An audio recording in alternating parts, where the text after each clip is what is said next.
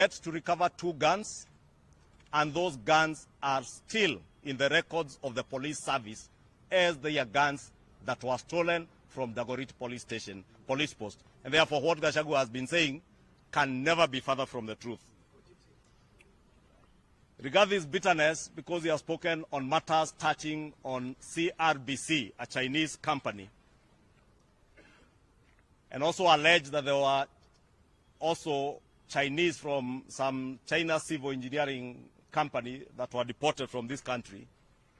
Rigathi has beef to pick with the China Roads and Bridges Corporation, and is the high priest of corruption. Correct. He attempted to extort Kenya shillings 300 million from CRBC when he was the Deputy President of the Republic of Kenya.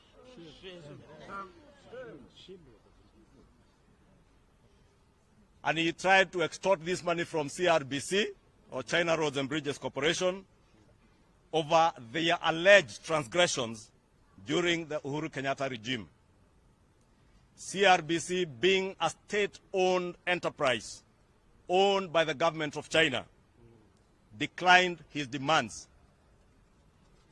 and expressed the same concerns to none other than His Excellency the President, and the President stopped Rigathi in his tracks in an attempt to extort money from these Chinese corporations. It is noteworthy CRBC contracts are subjected to all the laws of Kenya and scrutinized by institutions such as the Public Procurement Regulatory Authority. And therefore, what Rigathi has been trying to do is to malign many of these Chinese corporations in an effort to try and extort money from them. We are here to tell all our foreign direct investors into Kenya, your investments, your contracts are safe, and even for us as members of parliament, we will safeguard your rights in line with the laws and the Constitution of the Republic of Kenya. Do not allow yourself to be extorted by anybody. I want to leave it there for now and ask my co-leader, Junet Mohammed, to continue. Okay. Thank you, my leader. I rarely listen to Rigathi Gachagua. I don't listen to him at all. But I just saw a few things he said today on social media. And he said that ODM is dead. I'm wondering, what does Rigathi know about ODM? Because him and ODM cannot be in the same sentence. Rigathi Gachagua is one man who has forgotten what he was 2 years ago. When ODM was in the streets fighting for the rights of Kenyans in 2023, Rigathi Gachagua is the man who summoned security officers in his office at 5 a.m. in the morning and told them to go and assassinate Baba. And Baba survived by the grace of God, somewhere in Islam. The same guy is today telling us that he wants to talk to us about Baba. Rigathi Gachagua is the same man who said that his disagreement with President Ruto began after President Ruto started engaging ODM and Raila Odinga. The same man today wants to tell us about ODM and Baba. Rigathi Gachagua is the man today telling us about General Ogola. Is the same man who went to President Ruto and told him, don't appoint this man as the CDF, the Chief Defense Forces. He is a Luo, he is a Mutinia, he can do a coup, he can remove this guy. The same guy today has the audacity to come and tell Kenyans about General Ogola. You know, shame has no name. We have to give shame now the name of Rigathi Gachagua. We have to give the name of shame. As if shame is to be given a name in this world, then we have to give it to Rigathi Gachagua. Rigagun. So, leader, Rigathi lacks empathy and remorse. He is dancing on the grave of a patriot and trying to make political capital out of the death of a statesman. Right Honorable Raila Amolo Odinga. May his soul continue resting in eternal peace. When Baba died and he was being buried in Bondo, all the leadership of this country, both in the government and in opposition, were present. Did you see anyone looking like Rigathi Gachagua there? Up to today, he has not even gone to the family of Raila to tell them pole. That's the same guy who wants to use Raila in statements here and there. Bure kabisa. It is in public domain that it is Rigathi who made an attempt on Raila's Odinga's life during the 2023 demonstrations when he instructed security officers to aim at him. To date, he has never mourned Raila. It's a fact he hated Raila with a passion. In fact, now, he has transferred the head to me. The other day, I was traveling with him in the same plane, British Airways from London. He refused to greet me. He refused. I told him, how are you, Mheshimiwa? No, don't greet me. I told him, what have I done? No, don't greet me. His wife, Dorcas, greeted me. Told me, no, just sit down. So that is the man we are discussing here in Kenya. You know, the opposition in this country has been reduced to the level of Rigathi Gachagua. It's very we are in a very sorry and sad state of affairs in this country. Yeah. Look at the kind of opposition we used to have in this country. And look at the garbage today we are listening to as opposition. Filthy. Talking about communities, ukabila, tribalism, you know, shares, what? That is how the opposition has been reduced to. It's very sorry side of state. God willing, we will have a proper opposition in the near future. People who will deal with issues affecting Kenyans in a proper manner. Not an extortionist who is extorting money all the way from aspirants of MCA in DCP to members of parliament, to governors, to senators. I know why he's ranting today. It's because of what happened in Naivasha the last 2 days. He saw the numbers. He saw the force. He saw the organizational, you know. Now he has realized he's only working with 3 people. A man who cannot shave his beard, and another one, we don't know what he is, just making noise here in Kiambu. So he's scared, I know. And I know he will get, I knew yesterday, with those numbers, Rigathi will get scared, and he'll start maligning people's names. You know, long time in parliament here, in the old constitution, members of parliament used to be told to go get proficiency in English or Swahili. It's high time now we introduce a bill in this parliament that psychiatric test must be done on leaders. You go to Dr. What is his name? Dr. Njeng Franka, and you get a certificate. Because imagine having a madman like Gashagua in a leadership position. You know, madness is not removing clothes only. You can be dressed with a suit and a tie and you're a madman. You're a madman. Now, he has forgotten all these things that my leader has talked about. Rigathi cannot talk about public debt. I saw him talking about public debt today. He is incompetent to talk about public debt. He lacks the elementary understanding of economic management. When he was the deputy president, he considered that he lacked the understanding of economics in public. You remember? He said, "Mimi sijui mambo ya economics." That is why he never ever participated in any single meeting on economic recovery. He was in shock that we had taken over a government as a broad-based, where inflation was high, the exchange rate was high, and the country was almost defaulting on its debt with empty public coffers. Kenya's economy is now growing at 5%, higher than the global average of 3.3% of Africa, which is 3.8%. The IMF now ranks Kenya as the 6th largest economy in Africa. Of course, this is beyond Rigathi's comprehension. That's the truth. Rigathi claims that government-to-government agreement on fuel supply is fraud. Further reveals how clueless he is on matters global affairs. Kenya is the only country in the region that has managed a steady supply of fuel, thanks to G2G, which is now being adopted by neighboring countries. To secure social justice, the government of Kenya has developed a reparations framework and proceeded to compensate victims of protest and riots from as far back as 2017. I know why he's opposing that. Because he participated in maiming and killing of ODM supporters in the streets after the election. We know. Why was he going to the office at 5 a.m. in the morning? In darkness. He was planning against Baba. He was planning against ODM. Now, the compensation panel has processed 680 claims and paid out more than 674 million to 555 verified victims. In addition, 472 eligible claimants have had their state compensation delayed or put on hold due to insufficient supporting documents. Rigathi is on a fishing expedition. Desperate for attention, to salvage his dwindling political virtues, disillusioned by his lack of national influence and bleak political future. He is a liar, a cheat, a conman, a political turncoat. A conman, callous and extremely unpatriotic. No wonder he has a dark heart. Lastly, I want to say this, and this one I want to make it very clear to him. ODM, my party, will never be in any formation that has Rigathi Gachagua inside. For now, into the future, and even for the next 50 years, if he's still alive. So stop talking about ODM. We will never be with you. And if ODM is dead, as you are saying, why are you talking about it? If ODM is dead, why are you talking about it? Do we normally talk about dead people? No. Why are you talking about a dead thing? He knows ODM is not dead. He knows very well that he has lost this plot. He wants us to be in the street and continue being in government until we removed him here for gross violation of the Constitution. If an impeachment motion is brought tomorrow again against Rigathi, we will still do it.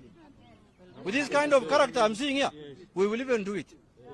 So thank you very much. That is my contribution to this, and that is the position of our party, ODM. Maybe you'll be asking yourselves why we have chosen to respond to Mr. Gashagua, we pretend deserves or warrants no response. And if you listen to Gashagua's almost 140 paragraphs, there were paragraphs of bitterness, conspiracy theories, unsubstantiated accusations, and political fiction directed at President William Ruto and this broad-based administration. Ordinarily, such a performance from somebody who has confessed to the country that he was an arts performer when he was in school would not merit a response. But when a former holder of the second highest office in the Republic casually accuses institutions and individuals of murder, assassinations, theft, abduction, and corruption without presenting evidence, the record ought and must be set straight. And that is why we opted to respond to Mr. Gashagua. And if we begin with the irony of all this, Mr. Gashagua is attempting to take stock of the 4 years of the Ruto administration, an administration that he served for a record 2 years of those 4 years. He sat in cabinet, he sat in National Security Council meetings, and he defended this government, its policies and its record, and even defended that unfortunate act in Embakasi when he attempted to assassinate the former Prime Minister, the late Honorable Raila Odinga. You will all recall all the acts of goonism perpetuated by under Rigathi and directed by him would always be planned by him when President William Ruto was outside the country. That is what he did that day he attempted to assassinate the former Prime Minister. That is what he did when he directed goons under the command of 2 members of parliament from Embakasi who are working with him today. The same members of parliament who are under investigations for deaths in all Kalau that Rigathi turned around to accuse other people of. Those goons that attacked the Kenyatta farm in Ruiru. Again, I'll remind Gashagua, as I have reminded him severally, I sat with him in annex building on Harambee Avenue when he was planning for the attack of the Kenyatta farm in Ruiru. And that is why I have consistently challenged Mr. Gashagua to come out. And you have heard Gashagua has never bothered to respond to those issues because he knows they are truths. When I speak about Rigathi Gun, I'm talking about somebody I know, somebody I have worked with, somebody I have sat in meetings with as he planned Gunism in this country. Let us remind Gashagua that he was not removed from office because of President William Ruto. He was impeached by the elected representatives of the Kenyan people in the National Assembly, tried by the Senate, and removed from office after the Senate upheld 5 grounds against him, including gross violations of the Constitution and undermining the President and the Cabinet. That is his record. So Rigathi cannot be the person lecturing us today, purporting to be giving a scorecard of what we have done. As we have said, Kenyans will judge this administration at the end of next year, this term, next year in August.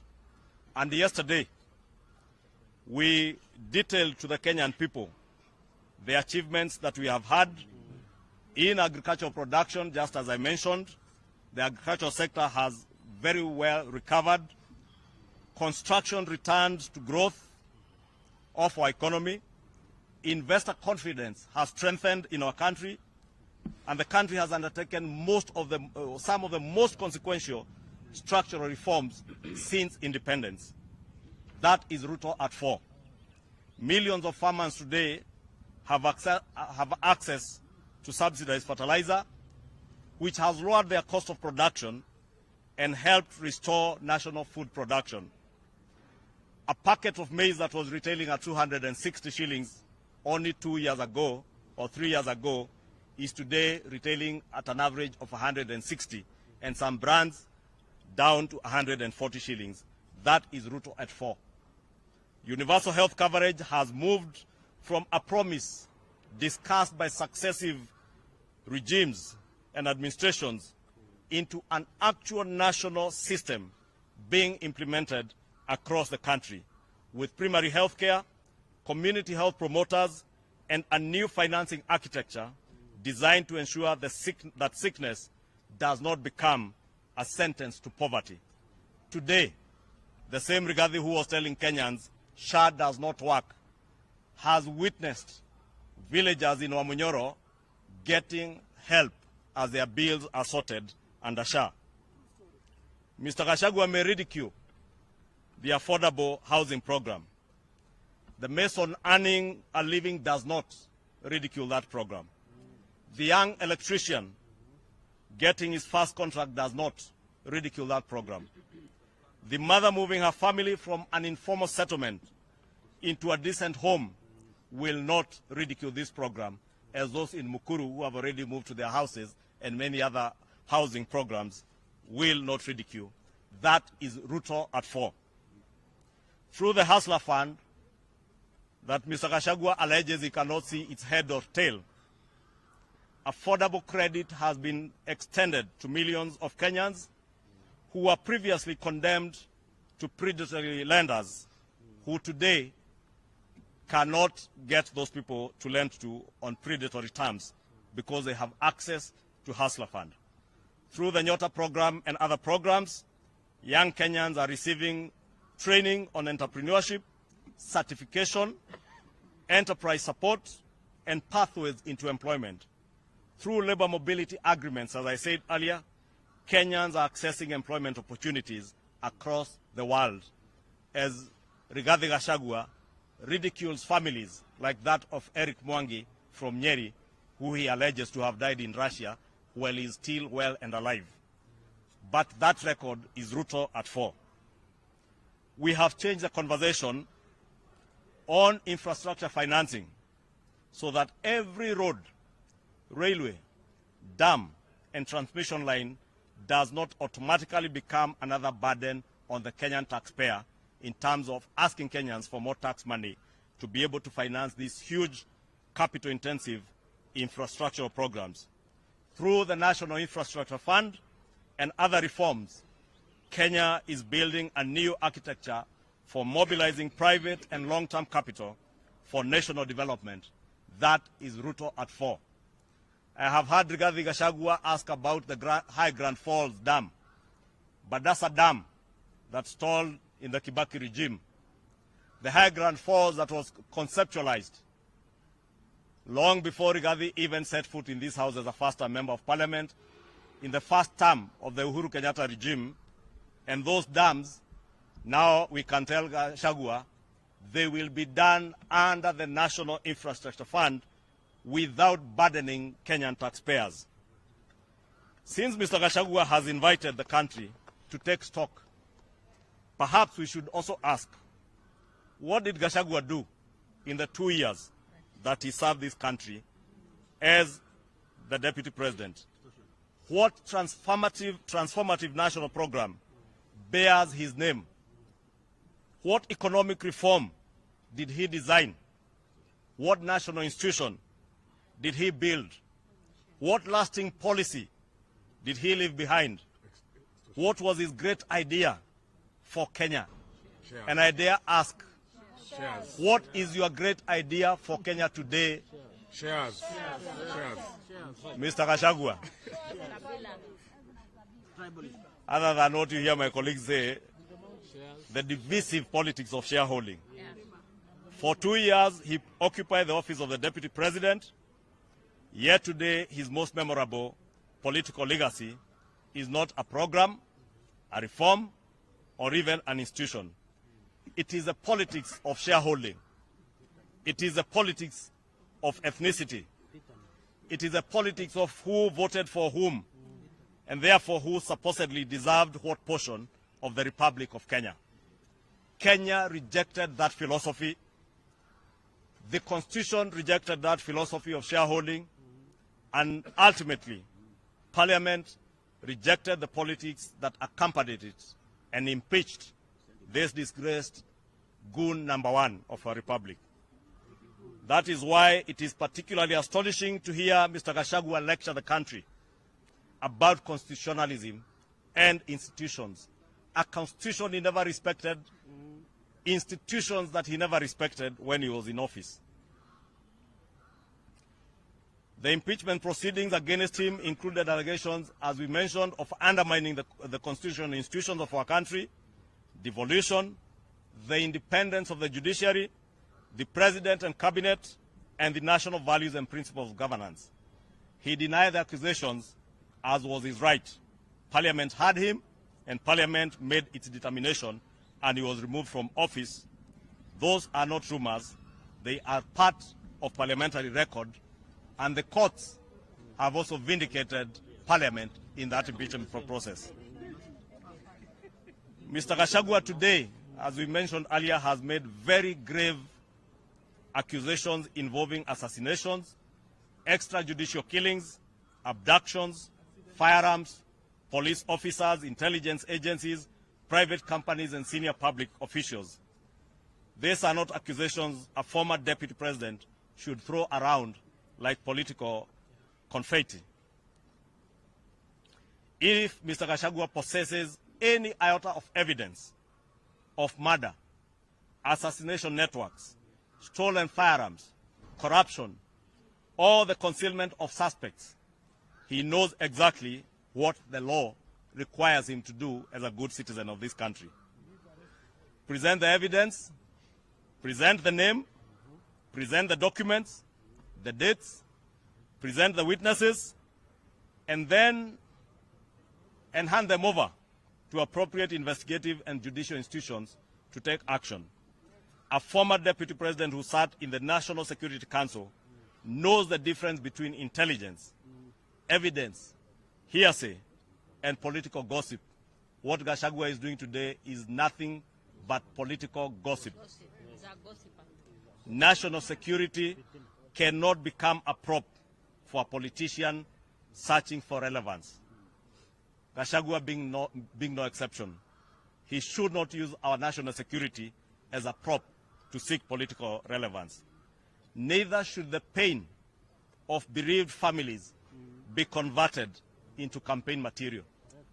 We have all listened in utter shock as Honorable Gashagua spoke about the late former Prime Minister, the late Ogola, and as my colleague has said, the same Ogola Rigathi opposed to be appointed as CDF simply because he hailed from the Luo community.